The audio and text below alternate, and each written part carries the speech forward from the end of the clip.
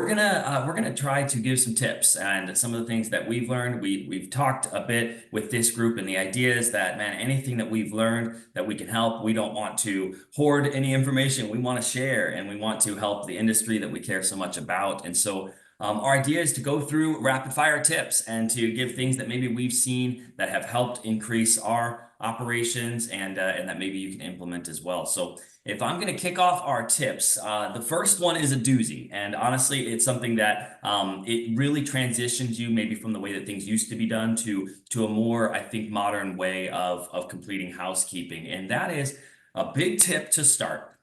I recommend fully that folks that are having housekeepers complete more than one task, that they compensate housekeepers for each specific task. And what that means really is when you're looking at doing laundry, and especially when the housekeepers are completing the laundering portion, which in the old ways of our industry, that's certainly the way that it used to be. Now there's more offsite laundering. But if you are having your cleaner complete things like laundering, or maybe they're doing inventory, restocking, and they're having to manage inventory within a home, if you delineate the payments and the actual compensation for those specific roles, it unlocks so many things. It allows for you to have a level of control on the process and accountability because of that, as each item is itemized, as well as you get to have specific process. And I think the biggest takeaway that you get from that is showing actual deference and respect to the fact that maybe you are asking a housekeeper to do something that is very different than cleaning. Laundering is a profession in and of itself, and if you're going to ask a housekeeper to take on that role, it is so much better for them to understand that there is a portion of the compensation that is designated for that specific role. So I challenge you, I encourage you to take that and use that as a barometer. What am I asking my housekeeper to do? And am I compensating for each one of those? And do they know the differences there in the compensation? Hot tip. Back in our order, let's go to Greer. What do you got for hot tips for us? Ooh. Well, I'm gonna keep the theme going here because I couldn't agree with you more, Jonathan. We have gone through a seems like very long laundry kind of saga, if you will.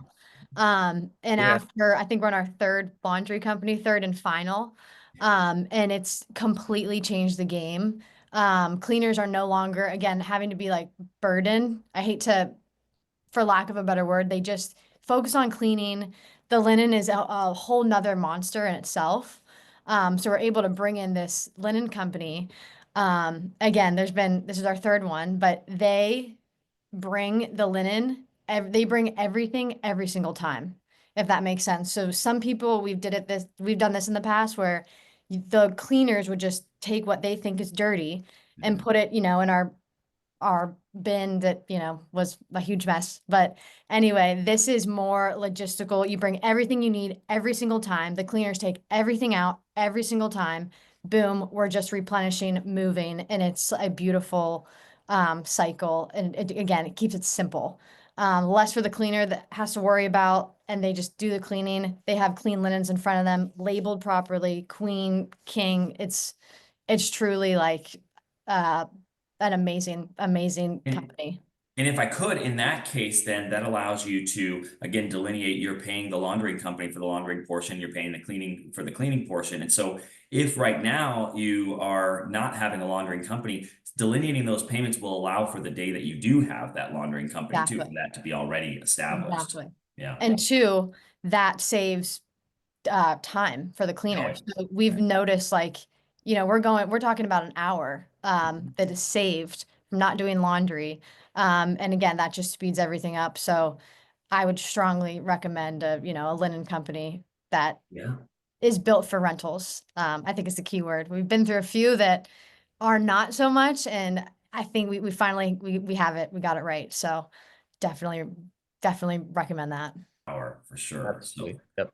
I love that. Okay, so if we're getting into just some of the questions, Greer, I know you mentioned the laundry that you're having offsite laundry completed. The question was, is do we all utilize offsite laundry? I'll answer for myself, and then I'll let Logan and Brad go as well. Well and good. Our service, that's part of our service, is that we complete the laundry offsite, and so everything is taken offsite as part of our service. Brad, is that offsite as well for you all? Right now, we're actually in transition on that. Okay. One of our housekeeping service partners, who has a large offsite laundry facility, has been doing our laundry for us. Of course, with us, ours is limited to just the coverlets and the closet blankets mainly, because our housekeeping service partners actually provide the other bed and bath linens as part of the services that they provide for us. We are actually bringing our laundry in-house as we speak. Okay. Okay. And Logan, same. So we are also in the middle of a transition. We currently do all laundry on site for 50 properties here in Bentonville. So we are doing all laundry on site. That is not sustainable when you get past a certain number. So we are looking to actively outsource our laundry as well.